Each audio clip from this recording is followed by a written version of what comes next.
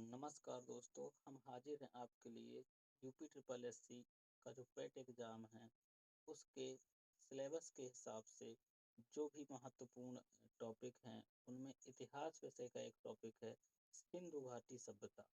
आप लोग चेक भी कर सकते हैं, हमारे जितने भी प्रश्न मिले ही जो टॉपिक हैं उन्हीं टॉपिकों से ही मिलेंगे।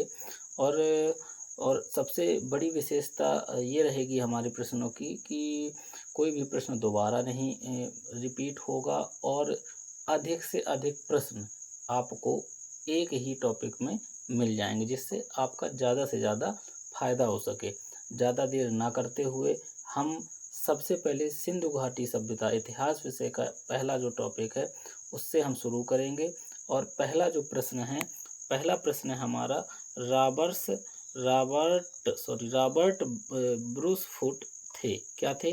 पहला विकल्प है एक अर्थशास्त्री थे, दूसरा विकल्प है पुरातत्वविद थे, तीसरा विकल्प है पुरावनस्पति शास्त्री और चौथा विकल्प है इतिहासकार। अगर हम इसके सही उत्तर की बात करें तो इसका जो सही उत्तर हो जाएगा दोस्तों, ये हो जाएगा बी पार्ट। क्या हो जाएगा? सॉरी, बी नंबर इसका सही उत्तर हो जाएगा, पुरातत्वविद। और अगर रॉबर्ट ब्रूसफुट के बारे में बात करें तो रॉबर्ट ब्रूसफुट जो थे ये कहाँ के थे? ब्रिटेन के थे। कहाँ के थे? ब्रिटेन के। और भारत में कहाँ संबद्ध थे? Geological survey of India. कहाँ से संबद्ध थे भारत में? Geological survey of India. कहाँ से संबद्ध थे? जियोलॉजिकल सर्वे ऑफ इंडिया से संबद्ध थे। इन्होंने क्या किया था 1863 में? कब? 1863 में भारत में पाषाणकालीन बस्तियों के खोज की शुरुआत की। क्या की? पाषाणकालीन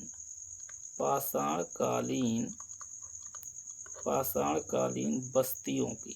क्या? पाषाणकालीन बस्तियों की खोज शुरू की। क्या की? पाषाणकालीन बस्तियों की खोज शुरू की। ठीक है, अगर हम अब अगले प्रश्न की बात करेंगे, अगला प्रश्न है उत्खनित प्रमाणों के अनुसार पशुपालन का प्रारंभ हुआ था। पहला विकल्प क्या है? निचले पूर्व पाषाण काल में, अगला है मध्य पूर्व पाषाण काल में, सी है ऊपरी पाषाण काल में और डी है मध्य पाषाण काल में। दोस्तों, जो पशुपालन प्रारंभ हुआ था, क्या? क्या प्रारंभ हुआ? पशुपालन कब प्रारंभ हुआ था? मध्य पाषाण काल के अंतिम चरण में। कब? मध्य पाषाण काल के अंतिम चरण में। कब? मध्य पाषाण काल के अंतिम चरण में प्रारंभ हुआ था। अब अगर हम विकल्प देखते हैं तो विकल्प में कोई भी विकल्प ऐसा नहीं है डी को हटा के कि मैच करता है। निचले पूर्व पाषाण काल में ये तो होगा ही नहीं, मध्य पूर्व पाषाण काल में ये भी नहीं होगा, ऊपरी पाषाण काल में ये भी नहीं होगा। तो अब इसका जो सही विकल्प हो जाएगा वो हो जाएगा डी, मध्य पाषाण काल में पशुपालन का प्रारंभ हुआ था। इसके बाद अगर अगले प्रश्न की हम बात करते हैं, अगला प्रश्न है निम्नलिखित में से किस स्थल से हड्डी के उपकरण प्राप्त हुए? ठीक है, पहला विकल्प क्या है? चोपनी मांडो से, दूसरा है काकोरिया से, तीसरा है माहदहा से और चौथा विकल्प जो डी विकल्प है उपर्युक्त में से कोई नहीं। दोस्तों, जो हड्डी के उपकरण प्राप्त हुए हैं उत्तर प्रदेश। कहाँ से? उत्तर प्रदेश के प्रतापगढ़। कहाँ से? प्रतापगढ़। सॉरी, इसको थोड़ा साफ लिख देते हैं, इसको थोड़ा सही से लिख देते हैं प्रतापगढ़ को। उत्तर प्रदेश के प्रतापगढ़ के महदहा से। कहाँ से? महदहा से। तो इसका उत्तर क्या हो जाएगा? इसका उत्तर स्वाभाविक है सी विकल्प हो जाएगा इसका उत्तर। तो तीसरे का क्या हो गया? सी विकल्प। अब अगर हम बात करते हैं चौथे प्रश्न की, चौथा प्रश्न है हमारा, हड्डी से निर्मित आभूषण भारत में मध्य पाषाण काल के संदर्भ में प्राप्त हुए हैं। पहला विकल्प क्या है, सराय नाहर राय से, दूसरा है लेखहिया से, तीसरा है सी विकल्प चोपनी मांडो से, और डी विकल्प है आजमगढ़ से। ठीक है, इसका जो सही उत्तर हो जाएगा, देखिए एक चीज हम आपको बता दें इसमें कि उत्तर प्रदेश में 3 स्थान थे। क्या थे, अगर उत्तर प्रदेश की बात करें तो उत्तर प्रदेश में 3 स्थान थे। अगर हम उत्तर प्रदेश के 3 स्थानों की बात करेंगे, पहला जो स्थान था वो हमने आपको पहले ही बता दिया, अभी इसके जस्ट पहले वाले प्रश्न में, महदहा। दूसरा स्थान था सराय नाहर राय। ठीक है, इसके बाद तीसरा स्थान एक आता है दमदमा। ठीक, अब ये तीनों कहाँ पड़ते हैं, ये तीनों पड़ते हैं अगर बात करेंगे हम तो प्रतापगढ़ में। कहाँ पड़ते हैं, प्रतापगढ़ में। तो उत्तर प्रदेश में जो अब इस विकल्प में क्या हो जाएगा, आपको समझ में आ गया होगा कि इस विकल्प का जो सही उत्तर हो जाएगा वो ए हो जाएगा। क्या हो जाएगा, ए विकल्प इसका सही हो जाएगा। ये हमें याद रखना है। उत्तर प्रदेश में जो मध्य पाषाण काल के संदर्भ में जो हड्डी के निर्मित आभूषण थे वो कहाँ प्राप्त हुए हैं, महदहा, सराय नाहर राय, दमदमा।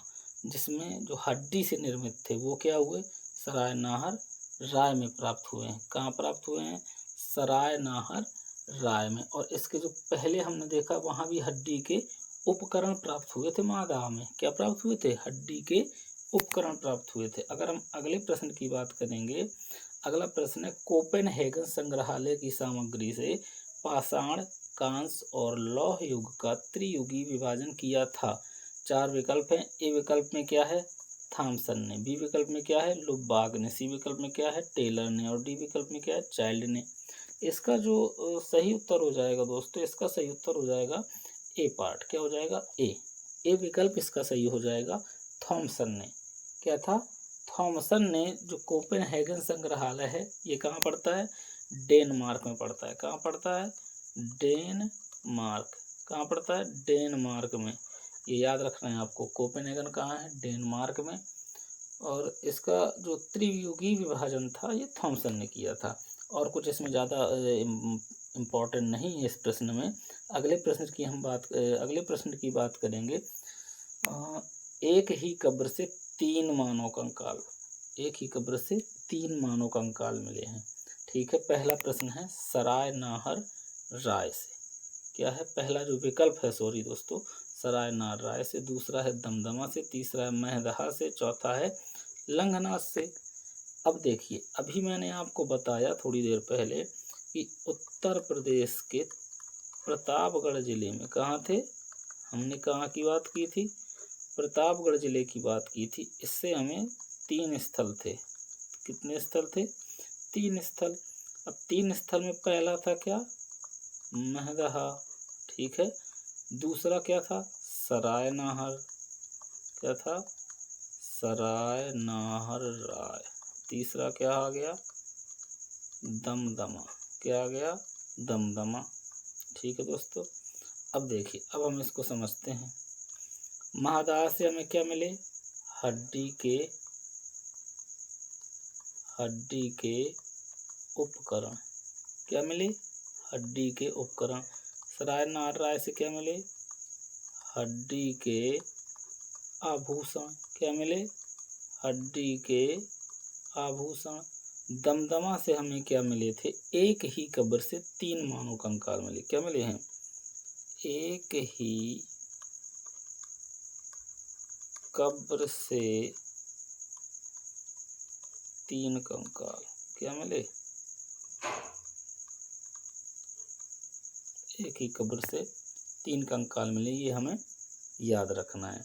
हालांकि ऐसा नहीं है कि इधर नहीं मिले, इधर भी समाधान मिले हुए हैं, लेकिन जो प्रश्न है इसका जो सही उत्तर होगा कि एक ही कब्र से जो 3 कंकाल मिले हैं वो हमें कहाँ से मिले हैं, दमदमा से मिले। कहाँ से मिले हैं, दमदमा से। इसके बाद अगले प्रश्न की अगर हम बात करते हैं, हड़प्पा।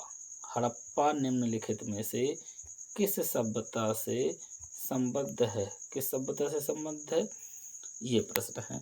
सातवां, ये तो बिल्कुल सरल प्रश्न है, सब लोग बता देंगे इसका उत्तर, सबने पढ़ा भी होगा। इसका उत्तर क्या हो जाएगा? सिंधु घाटी सभ्यता। बस इसमें हमें थोड़ा सा एक चीज आपको बतानी है कि हड़प्पा क्या था। क्या था हड़प्पा? प्रथम स्थल था। क्या था? प्रथम स्थल किसका था? सिंधु घाटी सभ्यता का। किसका था? सिंधु घाटी सभ्यता का।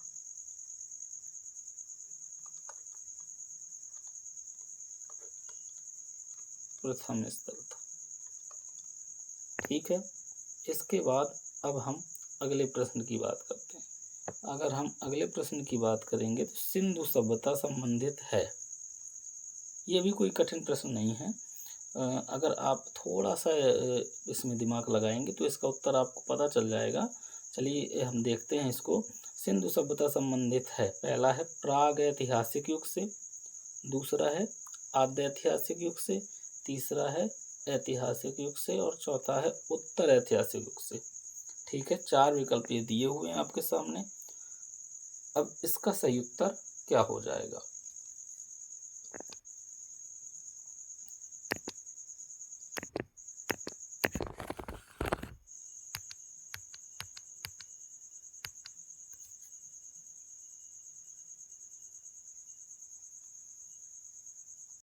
दोस्तों इसका जो अगर सही उत्तर की हम बात करें, इसका सही उत्तर हो जाएगा, जो सिंधु सभ्यता है वो आद्य ऐतिहासिक युग से संबंधित है।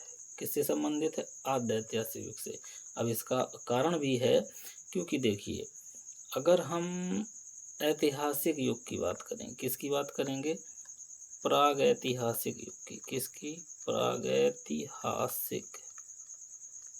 अगर हम प्राग ऐतिहासिक युग की बात करेंगे तो इसकी हमें क्या है? लिखित सामग्री प्राप्त है। क्या है? लिखित सामग्री प्राप्त है और हमने इसको क्या है? पढ़ भी लिया है। पढ़ भी लिया है। ठीक है, तभी तो हमने बताया, तभी तो इतिहास में आया। लेकिन अगर सिंधु सभ्यता की बात करें तो लिखित सामग्री प्राप्त तो है। क्या है? लिखित सामग्री सिंधु सभ्यता में प्राप्त है, लेकिन अभी तक क्या है? पढ़ी नहीं गई। अभी तक क्या है दोस्तों? इसको पढ़ा नहीं गया है। सिंधु सभ्यता की जो लिखित सामग्री है इसको पढ़ा नहीं गया। ठीक है, इधर हम लिख देते हैं सिंधु सभ्यता, ताकि आपको समझ में आ जाए। ठीक है, प्रागैतिहासिक युग में हमने क्या है? लिखित सामग्री प्राप्त है, पढ़ भी लिया है। सिंधु सभ्यता में क्या है? लिखित सामग्री प्राप्त तो है लेकिन पढ़ी नहीं गई। इस वजह से इसको जो ऐतिहासिक युग है, आद्य ऐतिहासिक युग है, इसके पहले का माना गया है। चलिए अगला प्रश्न देखते हैं। 9वां प्रश्न है, सिंधु घाटी की जो सभ्यता थी वो गैर आर्य थी, क्यों थी? ये है प्रश्न। विकल्प है ए में वह नगरीय सभ्यता थी। क्या विकल्प है? नगरीय सभ्यता थी। दूसरा है बी विकल्प, उसकी अपनी लिपि थी। तीसरा है इसकी खेतीहर अर्थव्यवस्था थी। चौथा है उसका विस्तार नर्मदा घाटी तक था। ठीक है, 4 विकल्प है। अब इसका भी कारण बता देते हैं, आपको उत्तर अपने आप समझ में आ जाएगा। इसका जो कारण था, देखिए आर्य सभ्यता। क्या बात करेंगे हम? आर्य सभ्यता की बात करेंगे।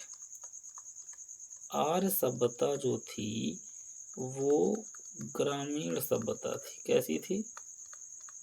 ग्रामीण सभ्यता थी। ठीक, जबकि सिंधु सभ्यता का जो नगर नियोजन है, नगर नियोजन उत्कृष्ट था। कैसा था? उत्कृष्ट था। इस वजह से इसको कैसा माना गया है? नगरीय सभ्यता माना गया। क्या माना गया है? नगरीय सभ्यता माना गया। किसको? सिंधु सभ्यता को। तो इसका विकल्प क्या हो जाएगा? सही विकल्प ए हो जाएगा। क्या हो जाएगा? क्योंकि वह नगरीय सभ्यता थी। अब 10वें प्रश्न की बात करेंगे दोस्तों हम। तो 10वें प्रश्न की अगर बात करेंगे, 10वां प्रश्न कह रहा है सिंधु घाटी सभ्यता को आर्यों से पूर्व की रखे जाने का महत्वपूर्ण कारक क्या है?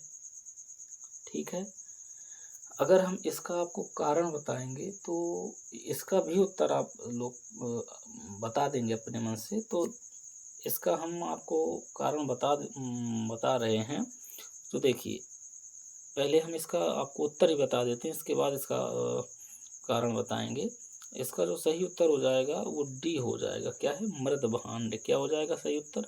मृद भांड। अब देखिए, जो सिंधु सभ्यता के मृद भांड थे, किसके? सिंधु सभ्यता। इधर हम लिख लेते हैं सिंधु सभ्यता, इधर लिख लेते हैं आर्य सभ्यता। क्या लिख लेते हैं? अब देखिए, जो सिंधु सभ्यता में थे वो क्या थे? लाल मृदभांड थे। कैसे मृदभांड थे? लाल मृदभांड थे। इधर कैसे थे? धूसर थे। इधर कैसे थे? धूसर मृदभांड थे। इसमें क्या था? काले रंग से चित्रित थे। काले रंग के चित्र बने हुए थे। ठीक है, इसमें क्या थे? काले रंग के चित्र बने हुए थे। क्या बने हुए थे दोस्तों? काले रंग के चित्र बने हुए थे। किसमें? आर्य सभ्यता में। और सिंधु सभ्यता में क्या था? सिंधु सभ्यता में हमारे थे लाल मृदभांड। कैसे थे? जिसमें काले रंग के चित्र बने हुए थे। क्या बने हुए थे? काले रंग के चित्र बने हुए थे। अब देखिए, अब अगर इसकी बात करेंगे, चित्र उसमें भी थे। किसमें भी थे? आर्य सभ्यता में भी थे चित्र। ठीक है, लेकिन अंतर क्या था? रंग का अंतर था। इसके लाल थे और इसके कैसे थे? धूसर थे। अब हम अगले प्रश्न की बात करते हैं। 11वें प्रश्न की बात करेंगे। हड़प्पा संस्कृति की जानकारी का प्रमुख स्रोत है। ठीक, ए विकल्प है शिलालेख, बी विकल्प है पक्की मिट्टी की मोहरों पर अंकित लेख, सी है पुरातात्विक खुदाई और डी है उपर्युक्त सभी। इसका जो सही उत्तर हो जाएगा, इसका सही उत्तर हो जाएगा सी विकल्प, पुरातात्विक खुदाई। ठीक है, अभी तक जो हमें जानकारी मिली है वो खनन से ही जानकारी मिली। किससे मिली है? खनन से ही हड़प्पा संस्कृति, सिंधु सभ्यता के बारे में जानकारी मिली है। क्योंकि जो इसकी लिपि थी वो अभी तक हमने पढ़ी नहीं है। क्या है?